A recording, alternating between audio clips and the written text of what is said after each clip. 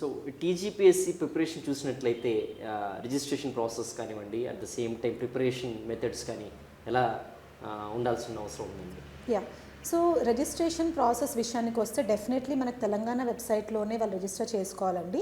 Notification ఇచ్చినప్పుడు మనకు registration link అనేది నోటిఫికేషన్లోనే ఇస్తారు, దాన్ని బట్టి రిజిస్టర్ చేసుకోవచ్చు. అండ్ యూపీఎస్సీ ఎలాగైతే వన్ టైం రిజిస్ట్రేషన్ అనేది పెట్టిందో, టీజీపీఎస్సీలో కూడా మనకు వన్ టైం రిజిస్ట్రేషన్ ఉంది. సో ఇంతకుముందు అప్లై చేసుకున్న వాళ్ళు డైరెక్ట్లీ ఆ పాస్ కోడ్ ఏదైతే ఉందో దాన్ని టైప్ చేస్తే వాళ్ళకి ఆ డీటెయిల్స్ అన్నీ వచ్చేస్తాయి అన్నమాట directly. You need not fill them again. So next strategy పరంగా మీరు అడిగారు. స్ట్రాటజీ పరంగా ఏంటి అంటే, first you should have a clarity regarding the syllabus.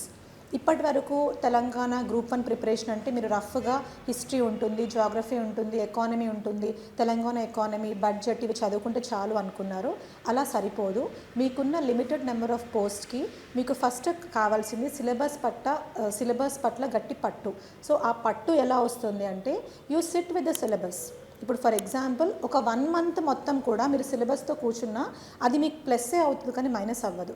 So ఇప్పుడు ఏముంది అంటే, మనకి టీజీపీఎస్సీ గ్రూప్ 1 ప్రిలిమ్స్లో ఎలాంటి టాపిక్స్ ఉన్నాయి, ప్రీవియస్ ఎగ్జామ్లో ఎలా కండక్ట్ చేస్తున్నాడు, ఇప్పుడు లాస్ట్ ఎగ్జామ్ అండి, స్టూడెంట్స్కి యాజ్ వెల్ యాజ్ మెంటర్స్కి క్లారిటీ లేదు. బికాస్ ఎన్నో ఇయర్స్ తర్వాత మనకి ఎగ్జామ్ కండక్ట్ చేశారు కాబట్టి ఈసారి పేపర్ ఎలా ఉండబోతుందనే క్లారిటీ లేదు.